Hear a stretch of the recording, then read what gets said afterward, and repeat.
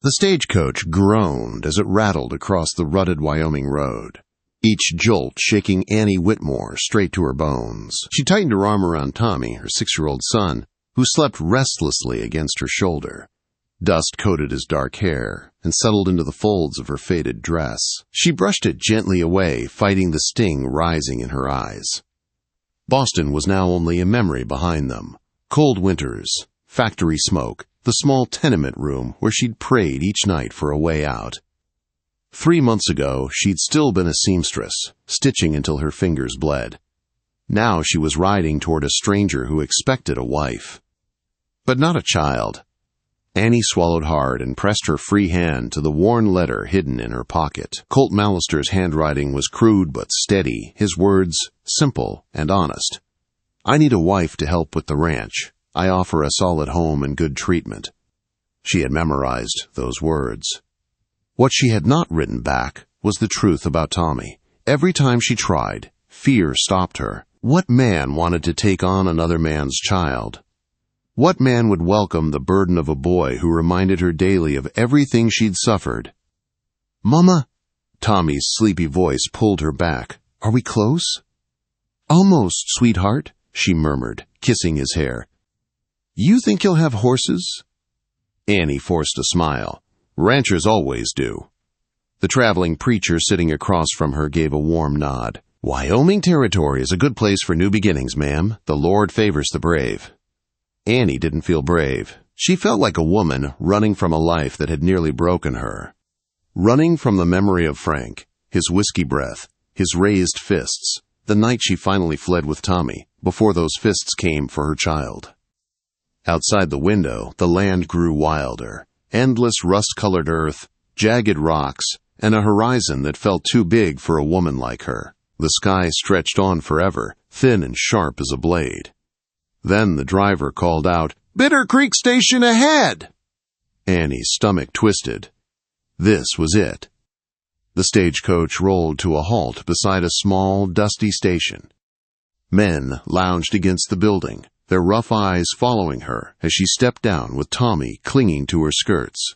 She felt exposed, small, completely out of place.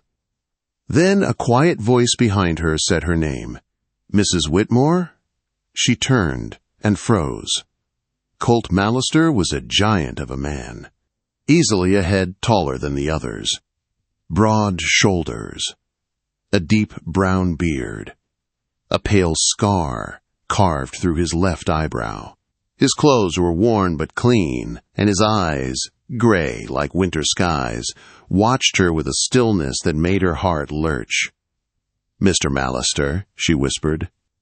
His attention shifted to Tommy. Annie saw the flicker, surprise, confusion, maybe disappointment.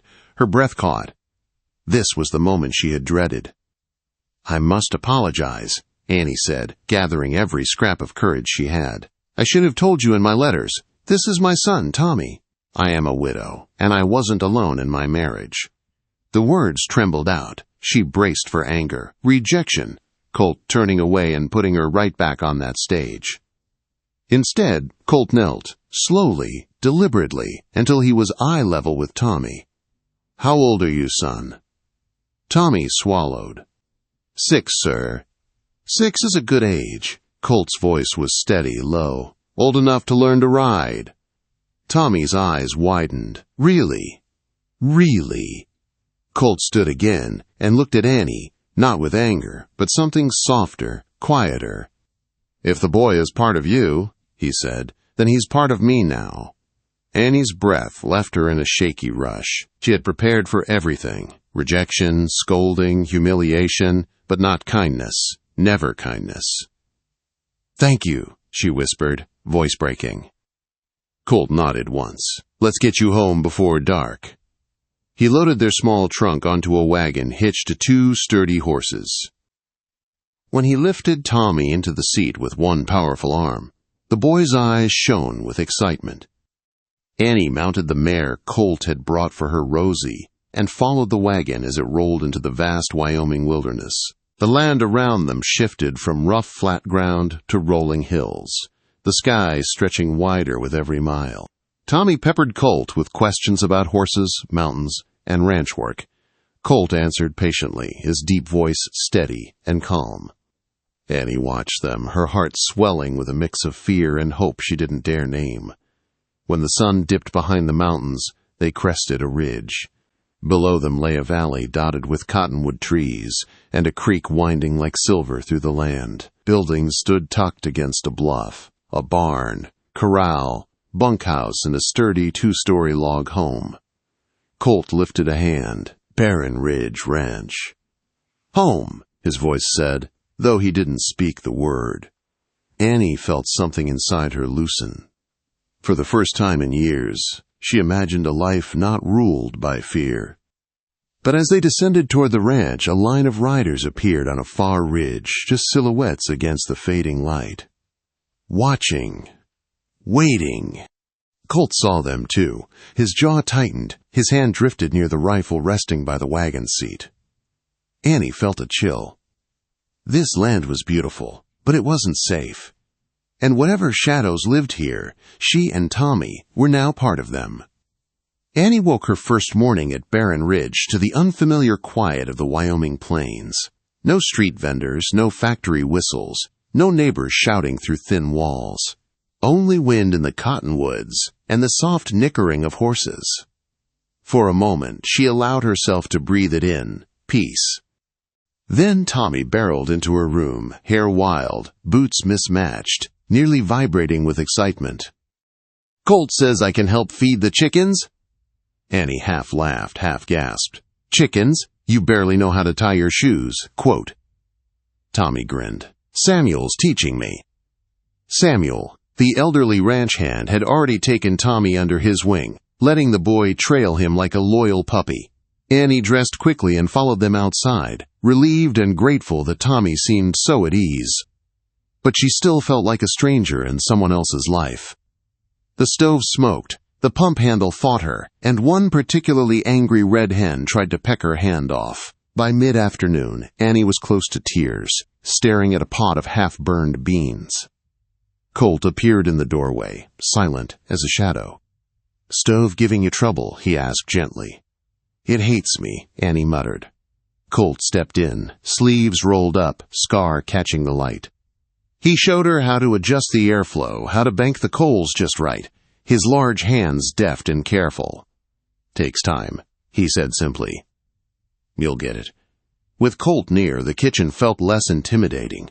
Annie found herself watching him when he wasn't looking. His quiet way of moving, how he made himself smaller despite his size, how he softened when Tommy ran up with a story. He was nothing like Frank. Just as that thought settled, the front door opened without warning. One of the town women, Constance Pratt, stood in the entryway, stiff as a post, eyes sweeping over the house with judgment so sharp Annie thought she felt it in her skin. "My husband wanted me to deliver these supplies," Constance said, placing a parcel on the table, "since you didn't seem to know what a ranch wife requires." Annie reddened. Constance's gaze dropped to Tommy, boots muddy, face smudged with dust, smiling up at her like she was a new adventure. Her lip curled. Colt didn't mention a child in his advertisements. Annie stiffened. "My son is not up for discussion." Constance's eyes sharpened with cruel interest. "People talk, Mrs. Whitmore, about Colt, about the incident 5 years ago. You must have heard." Annie glanced at Colt, but he had gone still, expression a mask of stone. Constance leaned forward. "He nearly beat a man to death, you know. Violent temper runs in some men's blood." "Enough." Colt's voice was quiet but final. Constance blanched, muttered something about supper waiting, and left. Silence pressed the room flat. Annie finally spoke. "Is it true?" Colt exhaled, rubbing a hand across his scar. "Yes and no. It's not a story for Tommy's ears." Tommy, thankfully, was already outside with Samuel. Colt gestured toward the door. "Walk with me." They followed a path along the creek, water glinting gold in the late sun. Colt's voice was low when he began. 5 years ago, my sister Margaret worked at the Dalton Ranch. She was 17, sweet, too trusting. Annie's heart tightened. Robert Dalton took advantage of that trust, hurt her, more than once. Annie swallowed hard. She knew what men like that were capable of. When she finally told me, I confronted him, at the saloon, in front of half the town. Colt's jaw clenched. I beat him bloody. If they hadn't pulled me off him, I might have killed him. You were protecting her, Annie said softly. Maybe, but the law didn't care. Robert was a Dalton. I was nobody. They charged me with assault, gave me 2 years in prison. Annie's breath hitched. And Margaret? She asked, already fearing the answer. Colt's eyes darkened. She died while I was locked up. They said pneumonia, but she faded long before that. A long silence stretched between them. I built this ranch for her, Colt said. Every log, every fence, her grave's up on the ridge. I swore no one would push me off this land. Annie's chest ached with a mix of sorrow and fierce admiration. You're a good man, Colt Mallister, she whispered. He shook his head, looking away. I've got my share of darkness. So do I, Annie said quietly. But darkness doesn't make us monsters. It makes us human. When Colt finally looked at her, it was with something raw in his eyes. Hope, fear, longing, all tangled together. Before either could speak, hoofbeats thundered nearby. Samuel burst into view, breathless. Colt, riders on the North Ridge, Baxter's men again, watching. Colt's calm evaporated into steel. I told you, he muttered. They're testing boundaries. Why? Annie asked. Samuel answered for him. Because Judd Baxter wants this land, Miss Annie. And he ain't a man who takes no kindly. A cold wind swept through the valley then, chilling Annie to her bones. Trouble was coming. Colt knew it. Samuel knew it.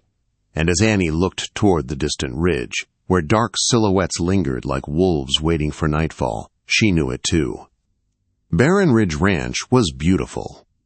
But beauty meant nothing in a land where greed ruled. And Baxter was a man who'd destroy anything, including them, to get what he wanted. The trouble Annie feared arrived before dawn. Smoke. Thick, black, choking smoke. Annie bolted upright in bed just as Colt burst into the room, pulling on his boots. Stay with Tommy, he ordered, voice sharp as he grabbed his rifle. But Annie shoved past him, heart pounding. Colt, what's burning? His answer was grim. The hay barn. Outside, flames clawed toward the sky, lighting the darkness like a fiery beacon. Horses screamed from the corral. The heat was fierce, blistering. Samuel was already there, throwing buckets of water that hissed uselessly against the inferno. Somebody did this, Colt growled. It wasn't a guess. It was certainty. Annie grabbed Tommy, rushing him toward the well where the smoke wouldn't choke him. Stay here, she said, voice shaking. Don't move from this spot. Tommy nodded, terrified but brave. Annie didn't stay with him. She ran straight back to Colt. Together with Samuel, they freed the panicked horses and led them away from the flames. Colt moved with fearless urgency, throwing open stall doors, guiding terrified animals through walls of smoke. Annie helped pull one stubborn mare from danger, its flank trembling with fear. The fire roared hotter, sparks leaping into the sky. By sunrise, the barn had collapsed into smoldering rubble. The message was clear.